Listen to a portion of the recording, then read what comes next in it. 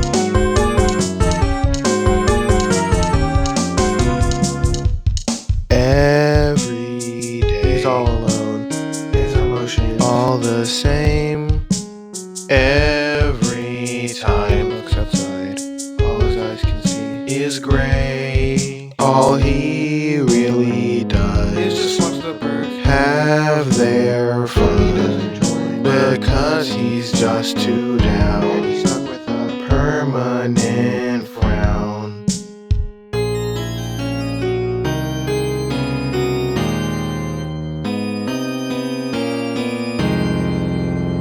Even though he's very, very down, the birds still keep him going. As he looks outside his window, he adores the wind flowing. And that too keeps him going. 'Cause knowing the birds are feeling happy makes him feel happy too. Makes him feel happy too. Yet despite all of that, Pediatrician Polygon still wants to give up on it all. But he doesn't have the courage to finally make a fall. Pediatrician Polygon has grown tired of his boring life. But he doesn't have the courage to touch the kitchen knife.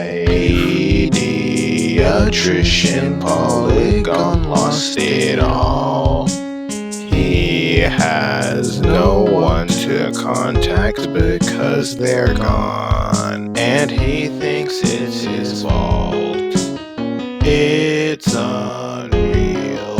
These very last few years brings him tears. It didn't have to happen, but it did. Now he lives with it, and all that guilt built in him.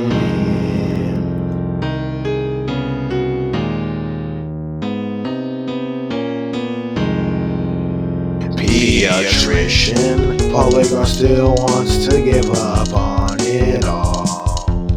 He's not even sure if he's gonna make it to this next fall.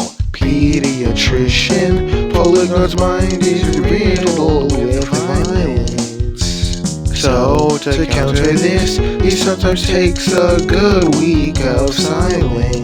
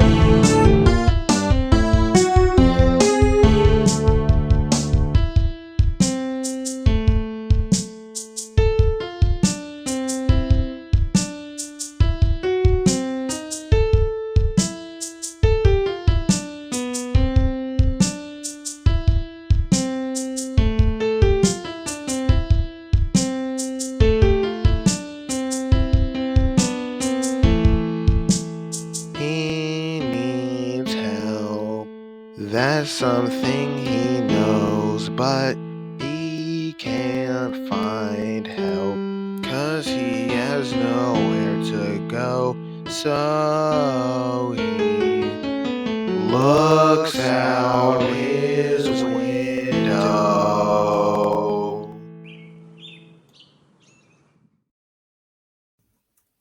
This is my apology for having you sit through this terrible album.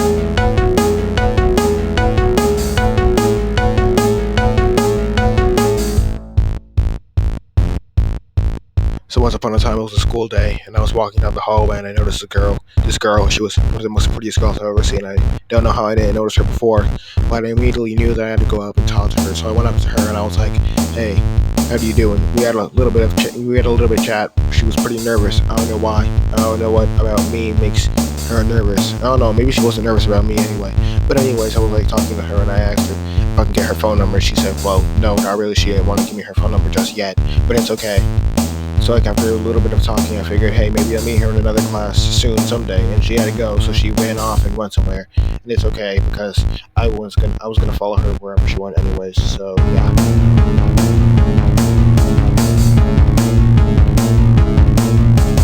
So later after school, I see her sitting on a bench next to some of her friends, and like I went up to approach her because I wanted to talk to her more. But all of her friends had like these weird looks at me. They're staring at me, going like, "Oh, what's his motives and stuff?" And I'm like, "Well, I don't really have any motives. I just want to talk to her. I want to get to know her more. I really love this. I really like this girl. I love how she looks and everything." And they're all like, "Well, who is this guy? When do you meet her? Who are you?" and stuff. And it's really, really bothering me. So I silently walk away because I don't really want anything to do with her friends anymore. They're accusing me of being some kind of off-putting guy. I'm not really an off-putting guy. You just have to get to know me better and stuff. But tomorrow's still another day, so like I was gonna try again tomorrow.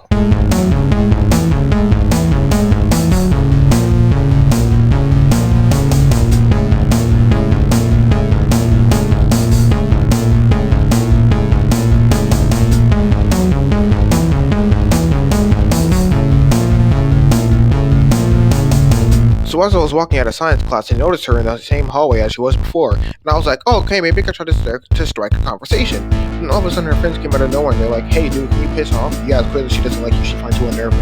And I was like, "Unnerving? How? How am I unnerving? Maybe she doesn't find me unnerving, and you guys find me unnerving. And you guys are just manipulating her to feel that way because she only acts that way when you guys are rude." And they're like, "That's not even true." Yeah, she clearly doesn't want anything to do with you, dude. Yeah, she doesn't like you.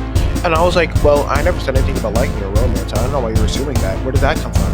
And then they were like, "Well, it's not really hard to read body signs. Yeah, we can tell that you like her romantically, you fucking idiot." I mean, that really pissed me off. Like, that made me very, very, very mad. So later that day, when they weren't looking, I was hiding behind a bench because we were outside in the parking lot. And I'm staring at her. I'm watching as she goes and stuff. And then when she's about to leave, I'm walking behind her because, I'm just protecting her from the dark friends, because her friends are like, they're ruining her mentality. They're clearly doing something to her, and I'm just trying to protect her from her friends. So like, I'm following her home and stuff.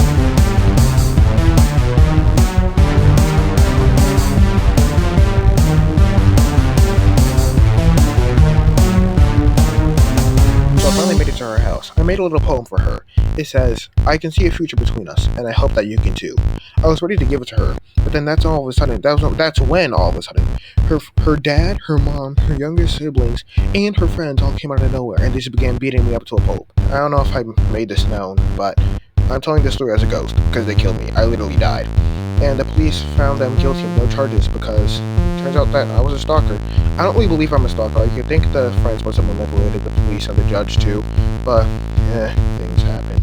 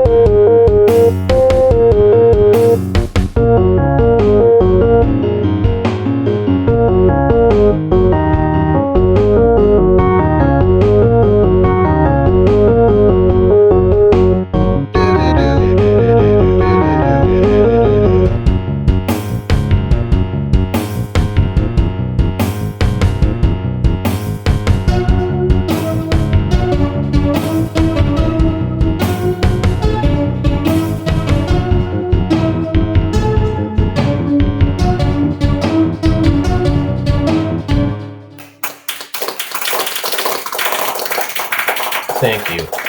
Thank you very much. This has been Foober, track 9 of the album. Thank you.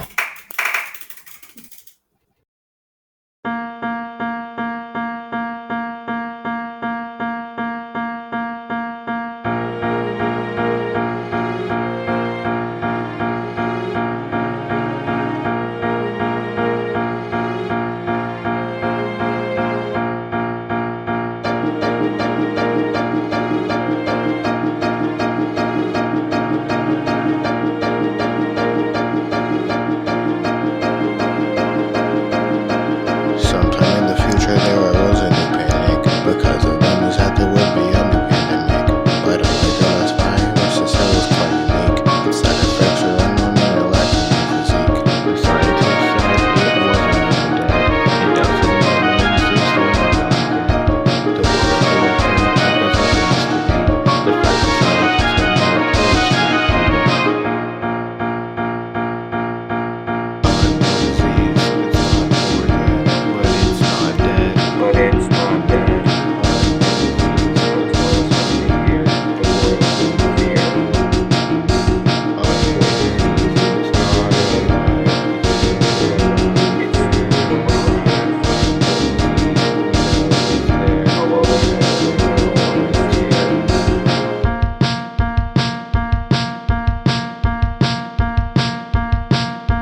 Shrouded in fear, they're being plagued by the thought of when the virus makes its debut.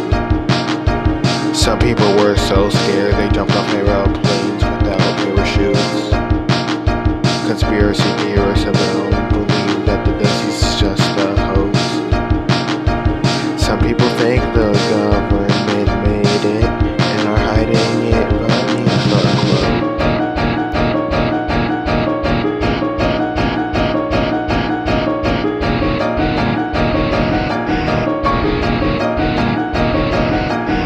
Unborn disease is here now. This is what we prepared for. Unborn disease is here now,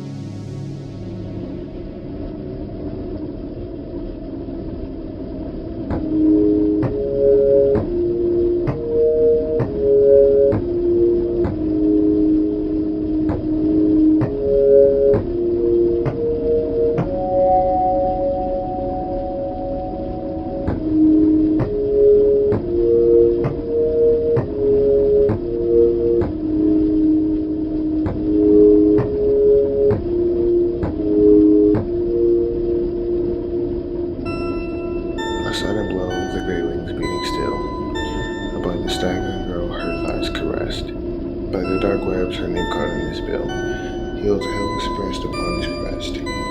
How can those terrified vague fingers push a feather boy for her loosening thighs?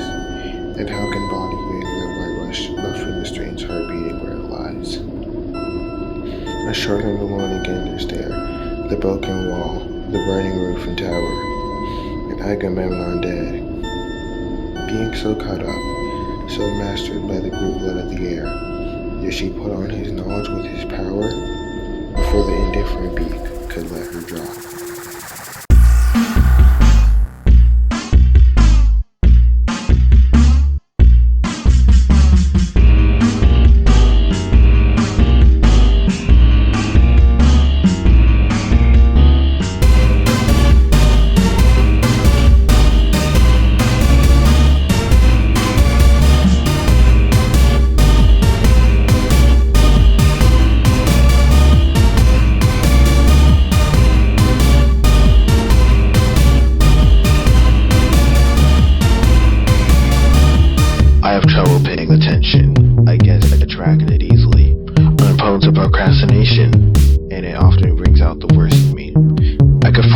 To concentrate, even if I don't want this.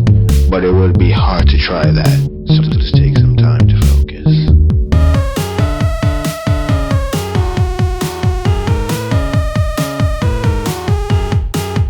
Maybe I can make it fun, in a way so I can stay put. I sure love competitions, so I can imagine that when I'm done. I'm the victor of the pseudo contest, and now I finally won. But I'll probably still lose interest. I'll just take some time to focus.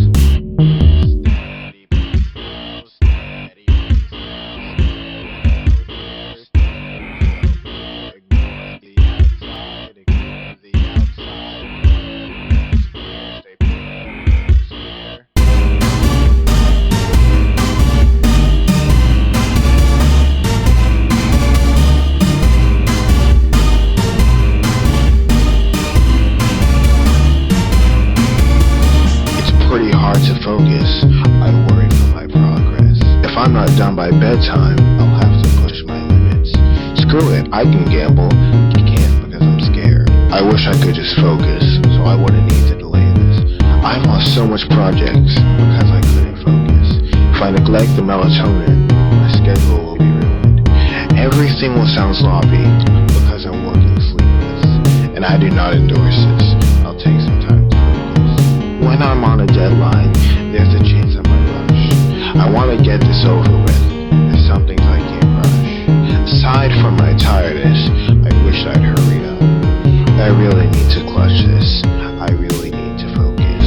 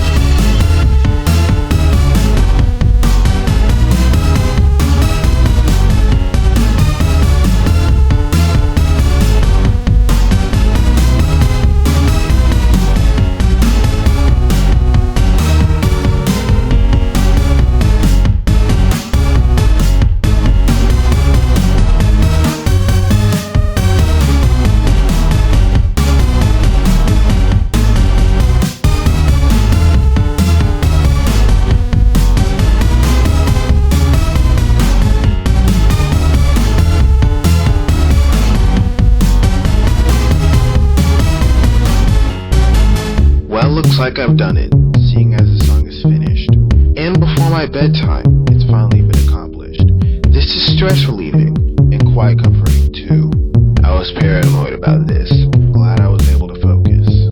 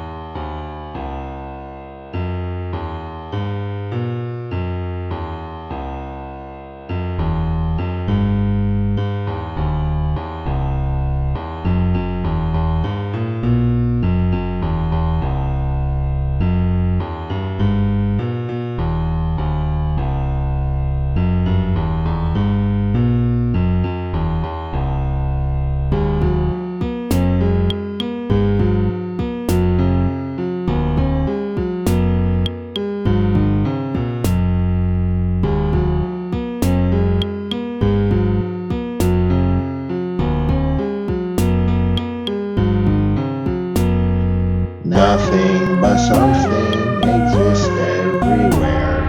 The feeling of outer space flowing through my hair. Nothing but something is always out there. The stars should carry me to places I won't care.